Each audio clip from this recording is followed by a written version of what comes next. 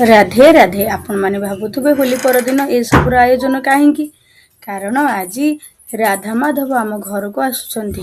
जेतबेले मु छोट होइतिली सेतबेले मु जेतबेले जन्म ही नथिली सेतबेले भगवान राधा माधव को आम घर को आमंत्रित करी अणा जाइथिला, जहा फल रे भगवान को कृपारू मु जन्म होइतिली। आ सेबेठारु आज की 27 वर्ष हो गलानी भगवान प्रति वर्ष होली परदिन आम घर को आसंती आमंत्रित होइकी। देखंतु भगवान आसिकी पहुंच जाइछन्ती। मो झियो भी तार कार्यक्रम आरंभ कर देछि, भगवान को जाइकी नम करिछि। आउ भगवान को वंदापना करी भोग भोग पूजा अर्चना सब करा जाइछि। नियम अछि 5 जण नहले 7 जण जाइकी वंदापना करिवे। आ से माने भी तांको काम करूछन्ती। जेहेतु यहाँ पर से खाइबा एवं किसी शरबतर व्यवस्था होती से माने खाई शरबत पी तांको घर निहाती कमेंट रे जणेबे कहा घर को एमती राधा माधव आमंत्रित होइके आसंती आ पूजा होती।